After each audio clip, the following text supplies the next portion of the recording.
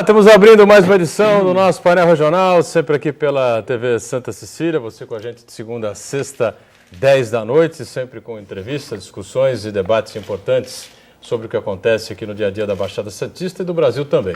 E lembrando sempre que o nosso primeiro encontro do dia, a partir da 1h30 da tarde, o painel regional Debates, sempre com personalidades da nossa região metropolitana e do Brasil, discutindo e debatendo os temas também que estão na pauta, né? As nossas demandas, os nossos problemas, as dificuldades e, claro, discutindo também os assuntos do dia a dia da pauta nacional. Nessa edição conosco, nossos dois advogados, né, comentaristas aqui habituais do painel regional e do painel Debates, nosso Manuel Rogério, voltando aí de merecidas férias, né, e retomando aí as atividades de 2014, como é a primeira vez da sua participação com a gente aqui. Rogério, boa noite para você. E um bom 2014. Tudo bem? Tudo bem. Primeiramente, uma boa noite aos amigos telespectadores do painel regional. Um bom 2014 a todos. Que todos realizem seus sonhos e tenham um ano próspero e cheio de saúde. Ao amigo Boturão, muito boa noite. Ao amigo Daniel também. Espero que hoje a gente tenha um painel regional dinâmico, mas um pouco fora do contexto atual, Boturão, que eu estou meio desatualizado aqui. Eu prefiro que você me atualize e aí eu tente comentar os assuntos da nossa cidade. Legal, assuntos da cidade, da região e também com a participação sempre importante conosco, também do advogado, doutor Daniel Antunes, comentarista também habitual aqui do painel regional, mais uma vez com a gente. E neste ano, inaugurando a sua participação, sua presença conosco também, um prazer receber o Daniel e um bom 2014 também para você. Boturão, boa noite a todos. Também aproveito a oportunidade para desejar um feliz ano novo para todos que estão nos assistindo. Ao nobre doutor Manuel Rogério e a você, Boturão, um feliz 2014. Legal. Obrigado, então, aos dois pelas participações importantes, pelas presenças. Lembrando que você tem sempre à sua disposição o nosso telefone para contato, 30 17 91 10. Ligue para cá, participe conosco, envie aí o seu comentário, opine a respeito dos temas, né? E participe com a gente como você está mais do que acostumado, né? Bom, um dos temas, dos assuntos mais polêmicos, né? Que vem tomando conta aí do noticiário, o pessoal vem acompanhando aí passo a passo essa questão da linha do VLT, né? Que vem lá da Ponte dos Barreiros, passa aqui pela cidade de Santos e chega, a gente espera que chegue, né, Daniel?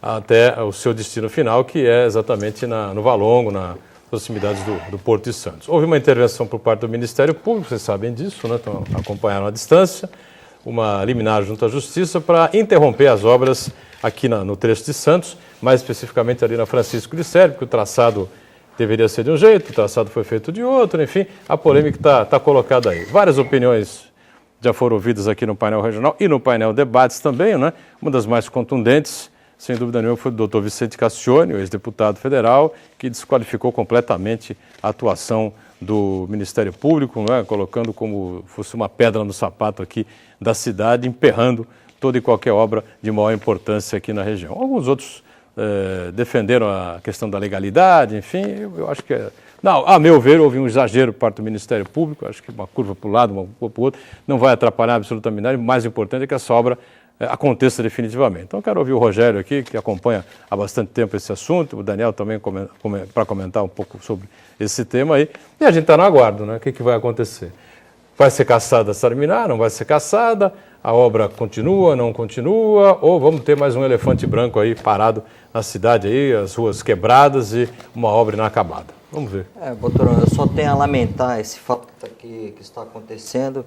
Eu não vou declinar pela tese daqueles que são contrários à atuação do Ministério Público, também não vou atuar pela tese daqueles que são favoráveis à atuação do Ministério Público especificamente neste assunto. Eu vou aqui ficar no meio termo. Por quê? Eu penso que se o Ministério Público atuou e se ele conseguiu uma liminar perante o juízo que analisou a ação, é porque alguma irregularidade há. Se não houvesse irregularidade, essa liminar não seria concedida.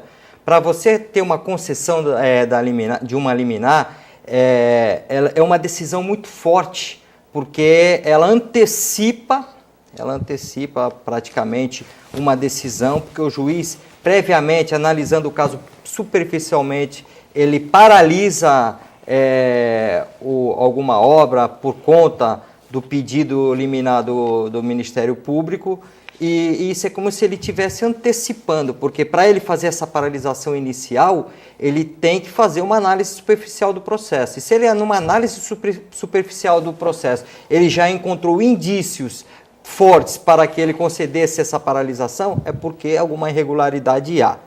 Por outro lado, quando eu falo também que não vou defender a atuação do Ministério Público, eu digo por quê?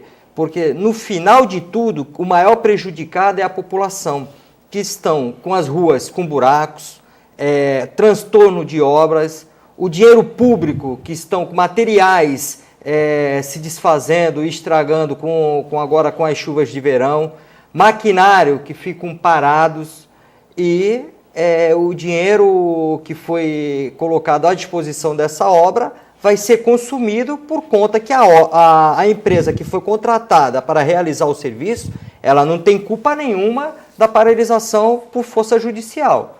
Se o contratante errou em alguma coisa e por conta desse erro ele está sofrendo uma intervenção judicial que determina a paralisação da obra, a contratada empresa, ela está lá à disposição para realizar o serviço. Então, na verdade, quem vai sofrer esse prejuízo é o poder público. E se o poder público sofre, consequentemente, quem sofre é a população. Por quê? A população é que paga os impostos e essa obra, na verdade, ela é destinada para a população, pelo menos em tese.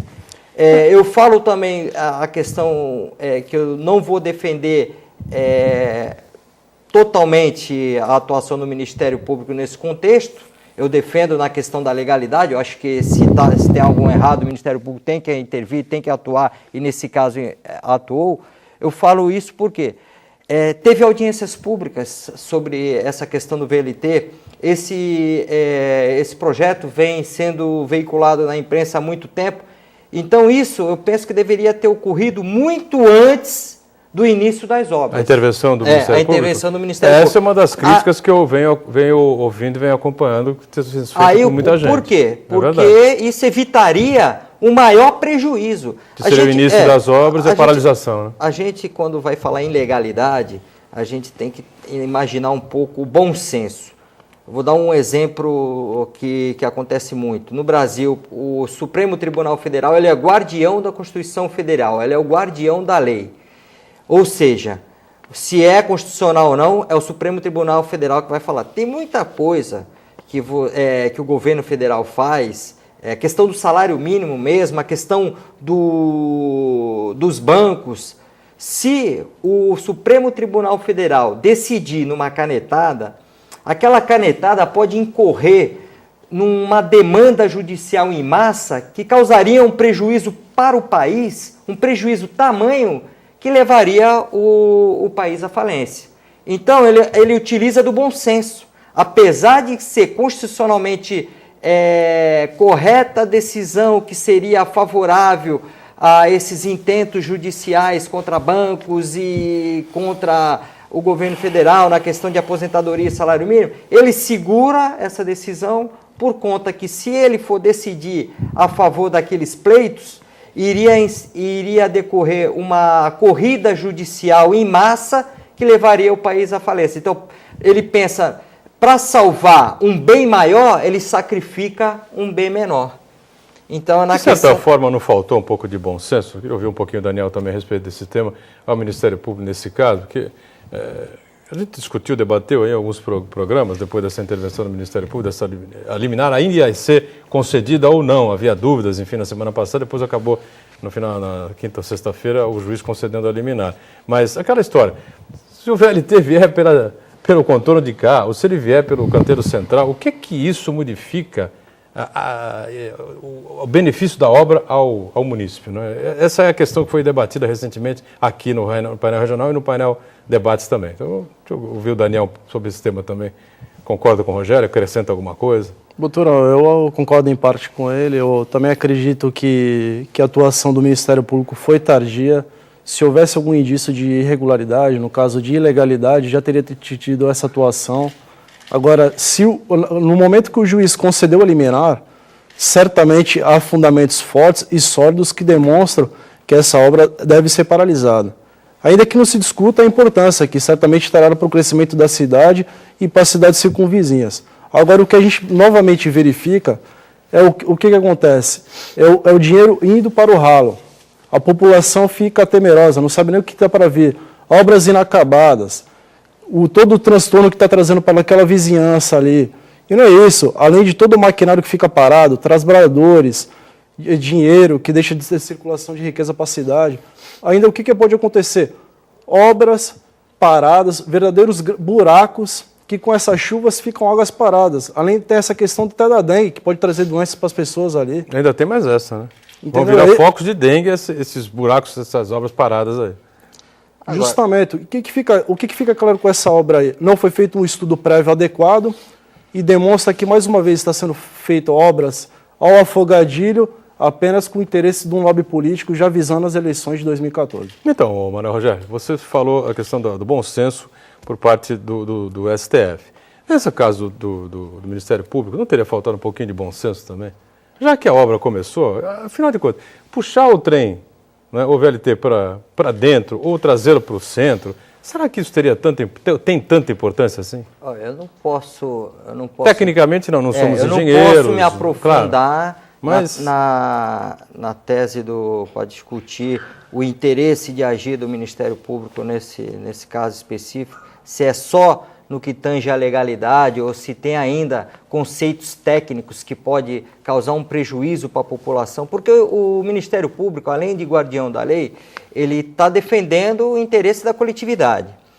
Então, eu ainda não me consigo, sem a análise dos autos, análise dos pareceres técnicos, eu não conseguiria me aprofundar para dizer se houve ou não um exagero no Ministério Público. O que eu repito é que, se ele conseguiu uma liminar, alguma irregularidade havia. Agora, se não há nenhum prejuízo diante da população, no que tange ao aspecto técnico, um pouquinho para lá, um pouquinho para cá, eu penso que poderia o Ministério Público, ao invés do pedido de paralisação da obra, ele pedir uma compensação do governo do Estado a favor da população, em respeito, olha, o que você errou aqui, você vai ter que compensar. Como se faz uma compensação ambiental? Você degradou aqui, mas você vai compensar do outro lado. E, fora isso, pedir a penalização daqueles que erraram. Por quê? A ação do agente público, ela tem que ser uma ação eficaz. Isso foi inserido na emenda constitucional número 19, quando teve a reforma da Constituição Federal, pedindo que toda ação do agente público seja eficiente, é o princípio da eficiência. E para você ter uma ação eficiente, você não pode ter uma ação em que logo que você inicia uma obra, ela seja paralisada por conta de uma liminar interposta por uma ação do Ministério Público. Vamos para o nosso intervalo aqui no painel regional. Já voltamos para continuar conversando aqui com o Manuel Rogério e com o nosso Daniel Antunes também. É rápido. Estamos de volta. Este é o segundo bloco aqui do nosso painel regional, né? Companhia sempre importante e agradável aqui dos nossos comentaristas, aqui com o nosso Manuel Rogério e também com o nosso Daniel Antunes, ambos colaborando e participando nesta edição do painel regional. 3017-9110, à sua disposição para você opinar, participar com a gente, questionar aqui os nossos dois convidados nesta edição. Bom, um assunto que sempre é importante, sempre gera discussão, sempre gera polêmica, gera debate, é a questão do Alegra Centro, né? Aí a possibilidade de mudanças no... Não sei se é mais correto a gente falar o plano diretor da cidade, mas o prefeito, a última vez esteve conosco aqui, né, Rogério, você participou do programa, disse que pretende aí fazer algumas alterações, algumas mexidas, né, algumas intervenções realmente nisso, porque... Pode realmente por ser uma das figuras que mais defende essa tese aí, de equívocos e exageros cometidos, né, na questão de preservação de alguns imóveis que têm, na verdade, tempo, né? Tem tempo de uso ou de desuso, né? Ou então realmente uma situação muito ruim, mas não tem história nenhuma que mereça essa preservação, né? Então, é uma questão para ser colocada e ser acompanhada agora em 2014 para ver se muda um pouco a coisa, se acelera um pouco mais o desenvolvimento lá do nosso centro da cidade, né? Eu acho, doutorão, que todos os santistas querem é uma cidade bonita, é uma cidade exuberante, moderna, inovadora. O santista ele não quer uma cidade com ruínas, não ruínas históricas, mas ruínas propriamente ditas, prédios com matos na fachada, com marquises caindo, ferindo pessoas, impossibilitando o crescimento e o desenvolvimento do centro da nossa cidade.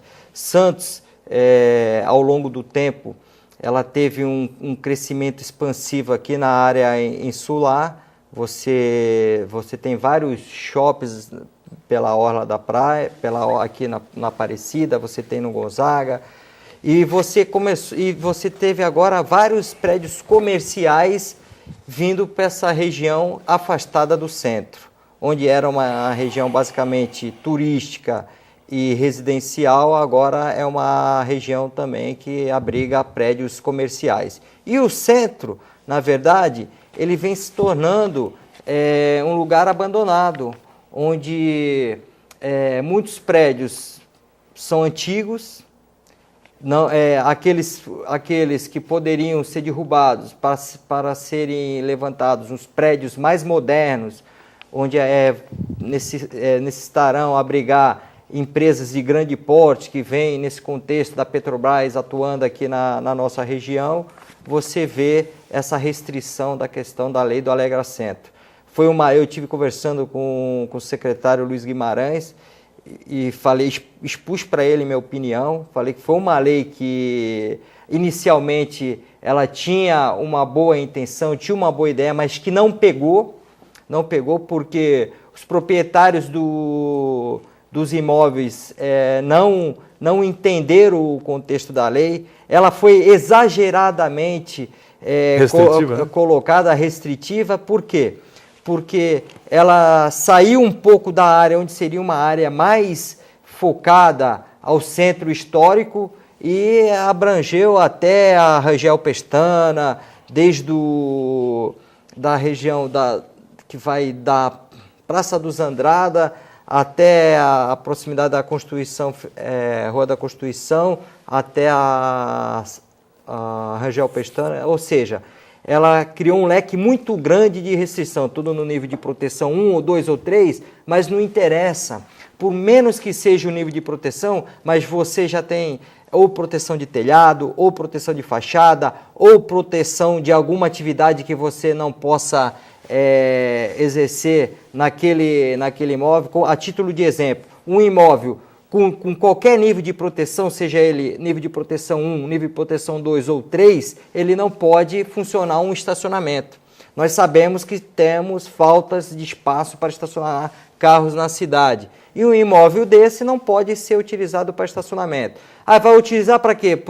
Vou utilizar para um imóvel comercial? Mas um imóvel daquele tamanho, um imóvel de grande extensão, somente para um imóvel comercial que ele não possa subir, que ele não possa ser construído um prédio, também não compensa o investimento ao empreendedor, ao proprietário do imóvel. Ou seja, restringiu a atuação de empreendedores e a cidade ficou obsoleta, ficou apagada, ficou abandonada na questão de movimentação. Até a Receita Federal saiu do centro, ou seja, se não houver uma atuação forte da prefeitura para resgatar, que nem era antigamente, a atividade central da cidade, como uma atividade comercial, empresarial, realmente nós teremos no futuro próximo o centro, um local abandonado, onde só irá proliferar marginais e tráfico de drogas daí por diante. Sobra o que ali? No centro histórico?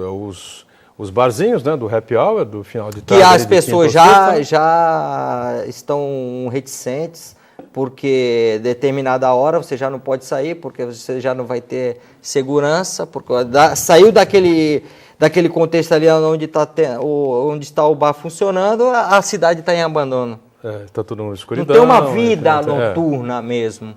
Fica uma coisa meio que muito deslocada ali, né? Eu penso que o funcionamento do fórum, né?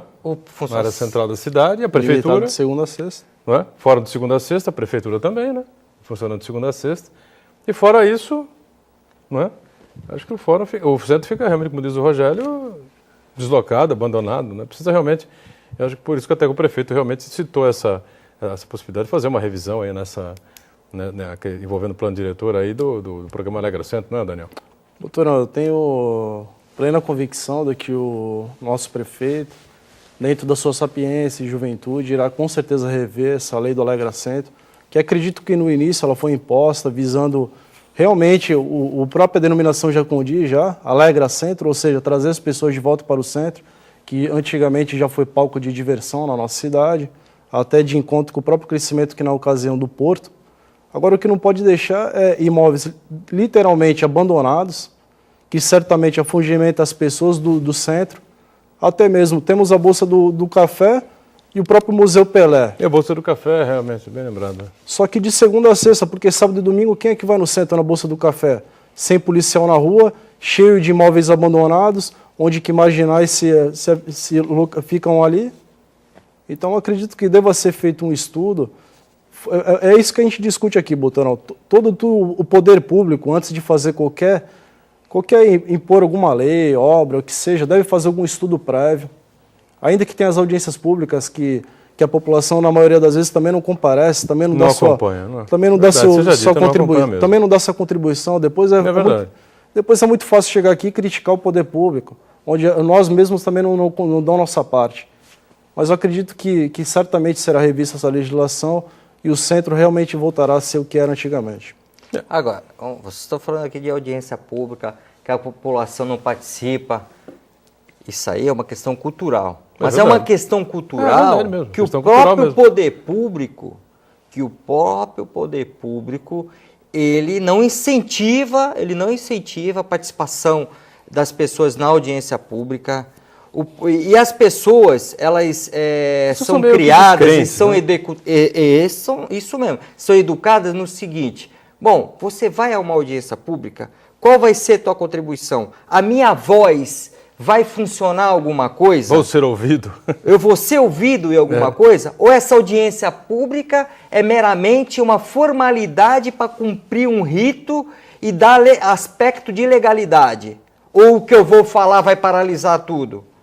Por quê? Se a audiência pública, o que as pessoas falassem paralisasse, tenho certeza que isso que está acontecendo agora com o VLT não precisaria nem da atuação do Ministério Público, porque muitas pessoas criticaram esse traçado, muitas pessoas criticaram a questão do VLT, que não traria benefício para a nossa cidade, que do jeito que ia ser colocado, ele iria travar o trânsito, porque ele faz cruzamentos, tudo que faz cruzamento em tráfego, ele causa congestionamento. Então,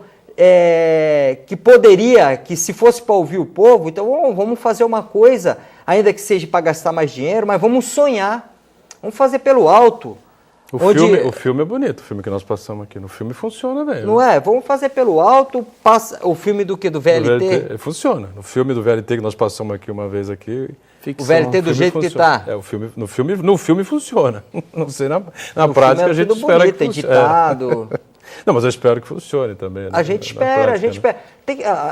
As pessoas têm que entender, ninguém torce contra o desenvolvimento e o acerto da administração pública, seja ela a que nível estiver, municipal, federal ou estadual.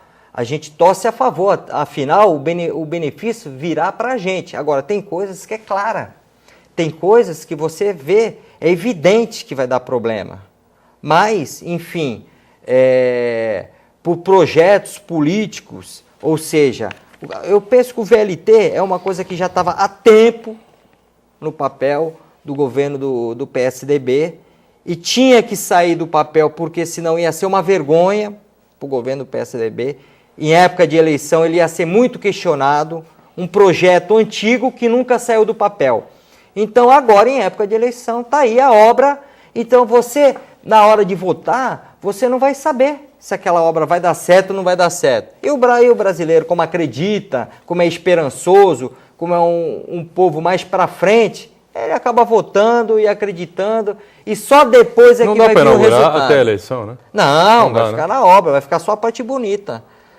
A parte da maquete, aquela coisa bonita, como o trem bonito, com um estilo futurista. A questão da audiência pública até vai uma sugestão, até de forma até para retirar essa questão de que a população não quer dar uma contribuição a partir dela.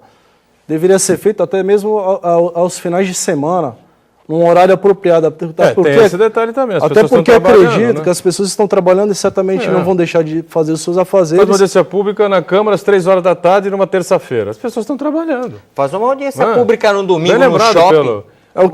No domingo no shopping. É o que demonstra também não vai fazer o pessoal sair das suas residências para ir na... Foi bem lembrado pelo Rogério, uma boa sugestão. Você vai fazer todo mundo sair do domingo de manhã às 8 horas da manhã para ir na Câmara. Mas será que não é feito justamente dia de semana, às 3 horas, por exemplo, justamente para evitar que a população vá?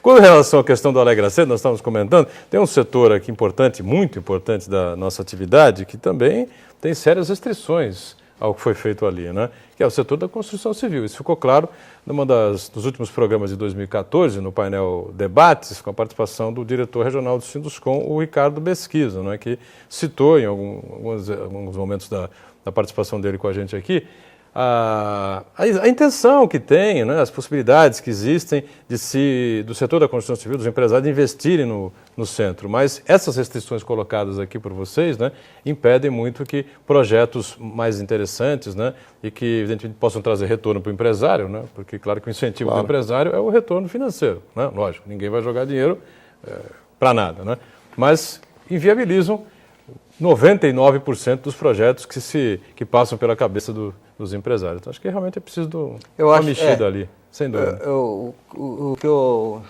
até conversei com o Luiz Guimarães, naquela parte ali da 15 de novembro, onde realmente a cidade tem um aspecto, ainda que seja pequeno, mas tem um aspecto realmente histórico, com a Bolsa do Café, que seria um contexto onde até fazem filmagens de filmes antigos. Então, ali até um Valongo, né? Aquele pedacinho.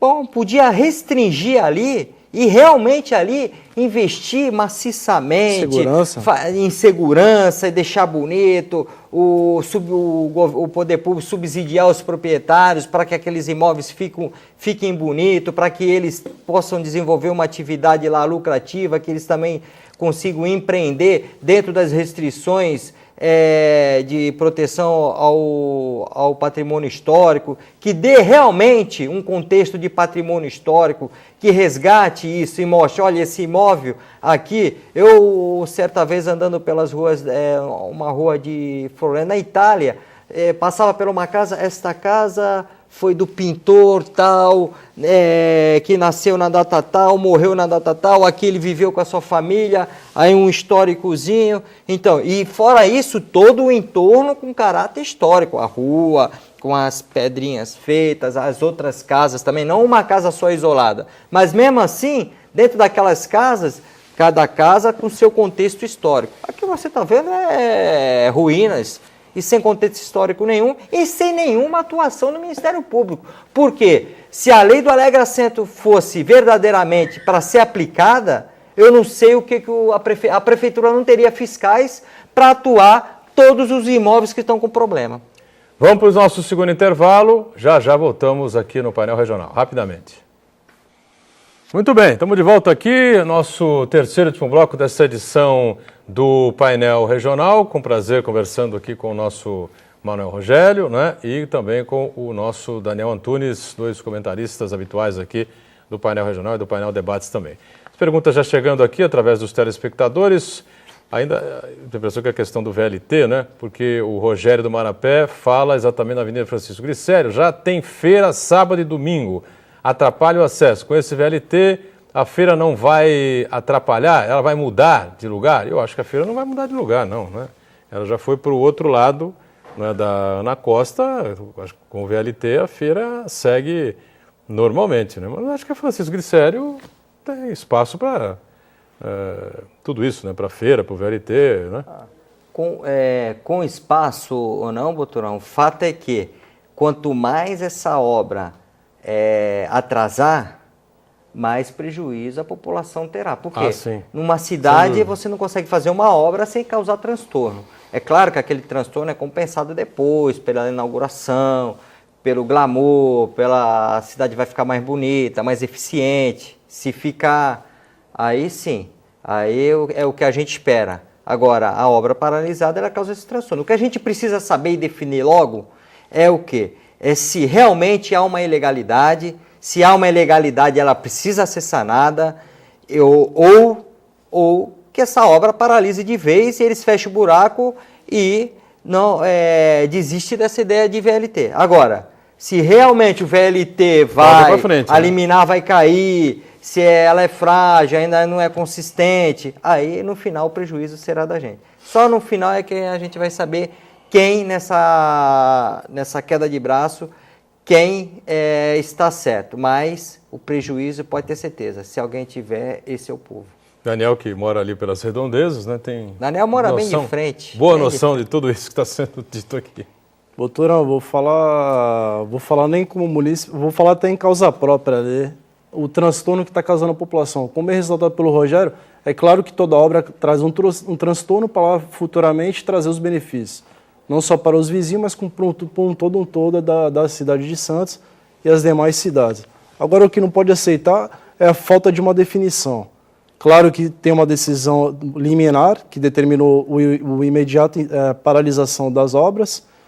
Deve ser respeitado o contraditório, da parte contrária se manifestar, mas também o juiz, certamente, dentro da sua parcialidade, trará uma definição, ou até mesmo o tribunal, dentro do seu pulso firme, e desde que não haja uma intervenção do Estado, seja a decisão mais sensata e adequada. Eu acho que, independente de qualquer coisa, tem que punir. Punir quem mudou esse traçado. Se tinha um traçado real e esse traçado foi modificado ao arrepio da lei e, por conta disso, adversa intervenção do Ministério Público e foi concedida essa liminar, essa pessoa responsável tem que ser punida de uma forma ou de outra, ainda que seja doendo no próprio bolso. Silvio do Rio Branco, mais uma vez conosco. Obrigado ao Silvio. Doutor Rogério, é justo o fiscal da Prefeitura mandar intimação para a população da área continental legalizar imóvel com prazo de 20 dias, já que na contrapartida a parte da Prefeitura não é cumprida no prazo? Deu para entender, não? Não, eu entendi mais ou menos, que o fiscal da prefeitura deu uma intimação para a legalização do imóvel, agora precisa ver se é legalização de obra, legalização do... Escritura, alguma coisa assim? Se é a parte de regularização fundiária. Eu penso que se houve um acordo entre a prefeitura e os moradores para a regularização disso, e a prefeitura não fez a sua parte e já está intimando, eu penso que ele pode procurar o secretário responsável por essa pasta e indagar sobre isso, que eu tenho certeza que a prefeitura vai tomar uma providência ou vai prolongar esse prazo da intimação para que ele faça parte dele e a prefeitura dê a contrapartida dela. Até porque 20 dias é um tempo meio curto, né? Me parece, né? Para se tomar determinada decisão, para se regularizar uma situação, seja ela qual for, né? Uriel Vilas Boas diz assim: como vocês consideram o papel dos comerciantes que no centro da cidade não atuam de forma coletiva para mudar a situação dos prédios que estão caindo, né? Como a gente está comentando aqui. E ao mesmo tempo uma pressão contra os proprietários que não tomam os devidos cuidados e podem causar acidentes fatais. Daniel, o que você pensa aí? Eu acho que não é nem questão de falta de zelo dos comerciantes, que isso é indiscutível. Eu acho que deve haver uma fiscalização enérgica por parte da prefeitura, de forma a evitar que ocorram acidentes, como já ocorreu no centro de Santos, que vitimou um munícipe. Mano, Rogério, essa questão que o Uriel apontou é interessante, porque se a gente retroagir um pouco ao tempo, em outrora os comerciantes realmente eram mais unidos nessa questão do centro e eles eram mais atuantes. E acabou isso se individualizando. Por quê? Por conta do enfraquecimento do centro. Muitos comerciantes se evadiram do centro, saíram, e os que ficaram atuando de forma individual, cada um cuida do seu quadrado e pronto. Marcelo Caju, para encerrar aqui, na ponta da praia, doutor Rogério, tem uma pessoa que usa foto de um jumento e está atacando todas as pessoas públicas aqui da cidade de Santos através de redes sociais, usando inclusive fakes, nomes de pessoas que não existem. Isso não é crime, não é falsidade ideológica? Ainda falta uma regulamentação mais firme, né, nessa questão das redes sociais. Né? Realmente, isso é crime. As pessoas que tiverem sido prejudicadas, se sentirem ofendidas por conta da atuação dessa pessoa, pode abrir um boletim de ocorrência na polícia, pedir investigação, pode também, através de um advogado, pedir uma notificação extrajudicial para ver se ele tira esses conteúdos que defamam alguém do site, ou depois pedir uma liminar, que certamente o juiz vai considerar uma liminar para que esse conteúdo difamatório saia do site. E fora isso, doutor, realmente ainda falta uma legislação específica que seja mais severa com esse tipo de pessoas. Isso é uma questão cultural, são pessoas covardes que não têm a sua opinião colocada diante claramente, usam esses tipos de face, né, esses falsos se escondem, na verdade, né? Se escondem para dizer aquilo que ela não tem coragem de dizer pessoalmente, até porque não tem conteúdo para falar, não tem fundamento para falar. São coisas evasivas, são críticas não construtivas, enfim. Muito bem. Rogério, obrigado pela presença aqui com a gente. Estamos fechando aqui mais um painel. Até a semana, ok? Obrigado. Eu que agradeço. Um abraço a todos. Obrigado, Daniel, mais uma vez pela presença com a gente aqui. Eu que agradeço. Boa noite. Obrigado a você também que acompanha a gente. O Painel Regional volta amanhã, sempre às 10 da noite, né? E nosso primeiro encontro, você sabe, às 1h30 da tarde com o Painel Debates. Obrigado. Até amanhã. Tchau.